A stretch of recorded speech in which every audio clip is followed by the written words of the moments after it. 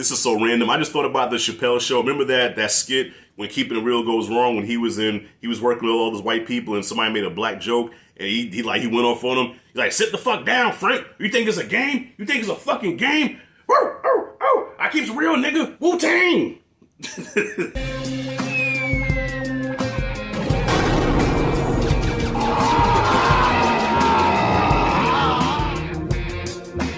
All right, y'all. So I just got done watching Dave Chappelle, The Closer on Netflix. And man, it's always an honor to see the master at work, the best comedian of our generation. You know, you had your Pryor, you have Eddie, you know, Cosby, Red Fox. Chappelle deserves to be in the same stratosphere as those comedians.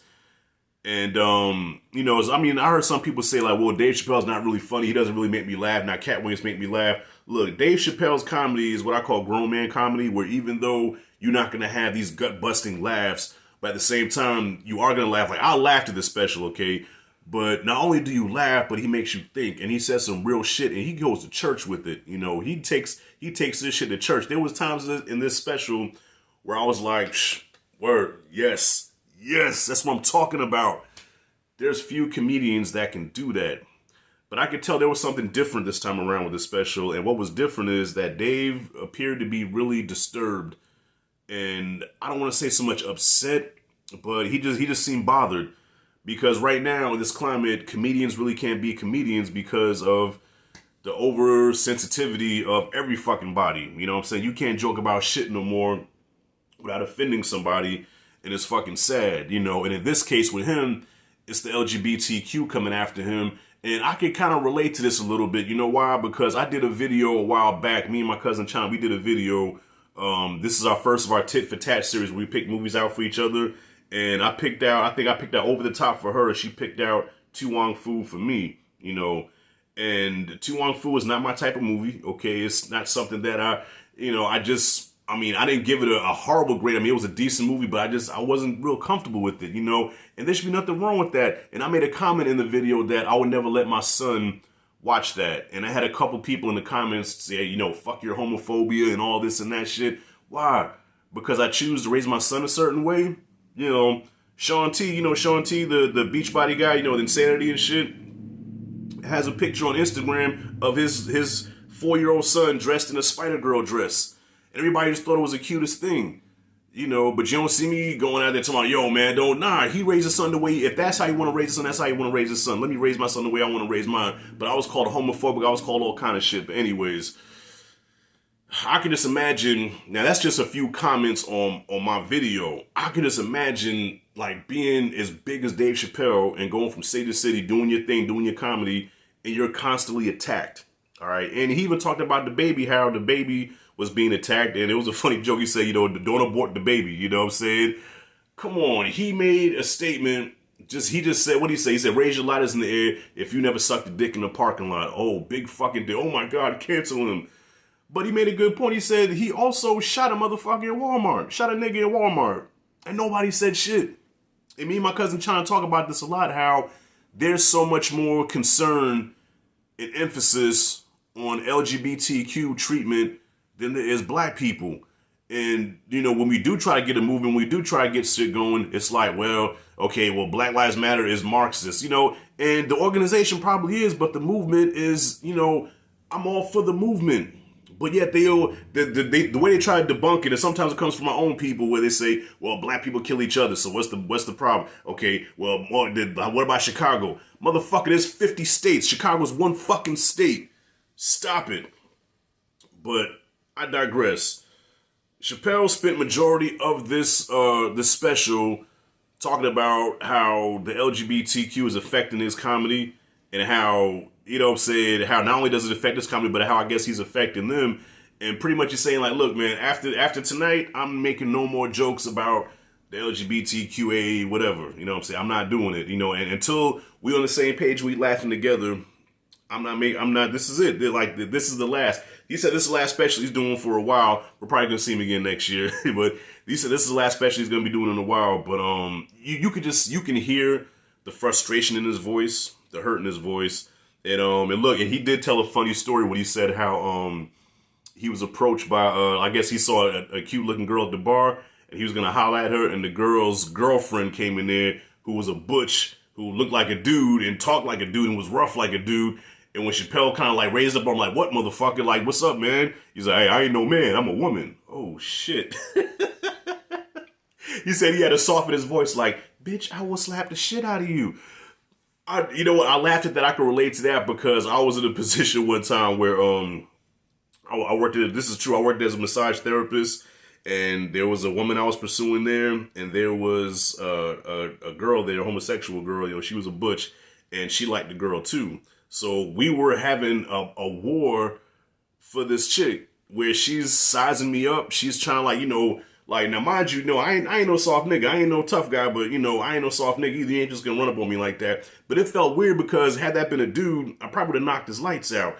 But here it is, this woman, like, coming up on me, like, you know, sticking her chest out. She has some big titties, too. Sticking her chest like, yeah, what? Yeah, you ain't man enough for her. And I'm like, get the fuck out of here. Like, I'm not doing this shit. It felt weird, you know, because, like, they raise up like dudes and shit. But the moment you know, but I'm a woman. Some other real shit that he said was about your boy Caitlyn Jenner. All right, how Caitlyn Jenner won Woman of the Year. Now, how are women not offended by this shit? How this man spent his whole life as Bruce Jenner, became a woman out of nowhere, right? Well, he said, well, he was a woman his whole life, but fuck that. He officially became a woman, and within that year, he got Woman of the Year. And women have, you know, from little girls that grow up, they go through all these changes and shit, periods and birth and all, you know, giving birth and all that shit. And this motherfucker that was a woman for 1 fucking year, never spit a baby out of his butt, gets Woman of the Year. And y'all not offended by that? Why? You probably can't get offended because if you do get offended, you're going to offend the LGBTQ and then they're going to cancel all women. It's fucking ridiculous. And one thing I wish I could have said to, you know, the butch with the big titties that try to come after me about how I'm not man enough to be with this chick that I was pursuing. I said, listen here. I should have said, listen here, bro. You can sit here and say, like, yeah, I get more pussy than you. Listen, you might get more pussy than me, but you will never know what those walls feel like. You will never know the warmness of those walls except with your tongue. And that's it, and that's all. I think the highlight of the special was when he talked about this transgender comedian that he worked with, a friend of his named Daphne.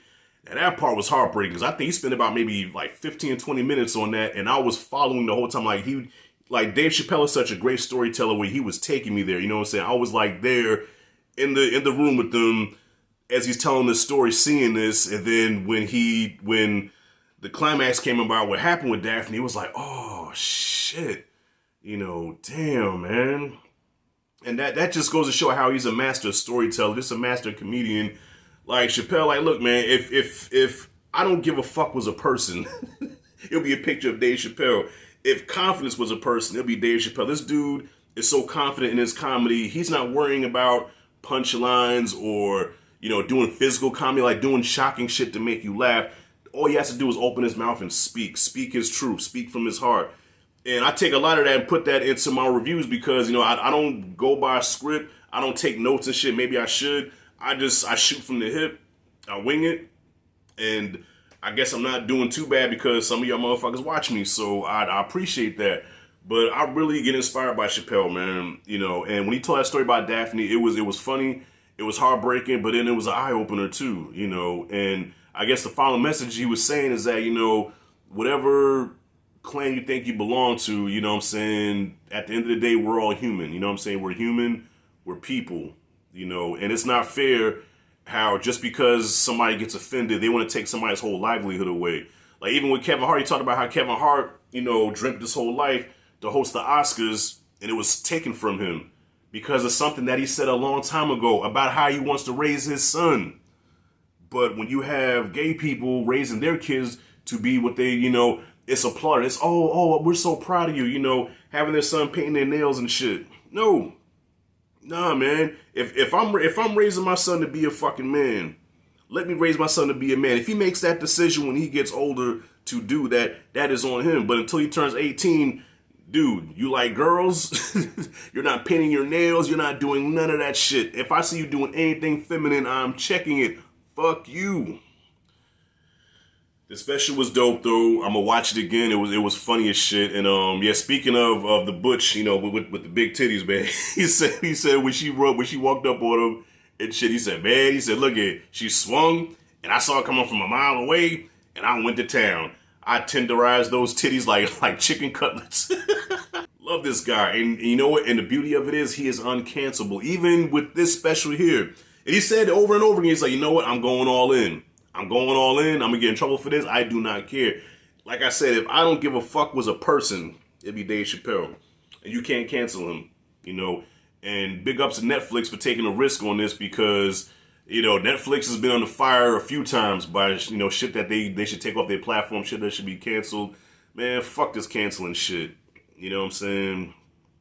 It's just too far. Not saying that there's not horrible people out there doing bad things that should be punished, you know what I'm saying? But I just feel like this shit's too far, man. Like, when a comedian can't do what he do and tell jokes and shit, you're cutting his legs off, man. You know what I'm saying? You're taking the tires off of a fucking Mustang and expected to fucking drive. You know what I'm saying? Let a comedian do what they do, man. And so big ups to Chappelle, man. I really love this special. I rambled on and on about this enough already. I give it an A, one of his best ones. He fails to disappoint.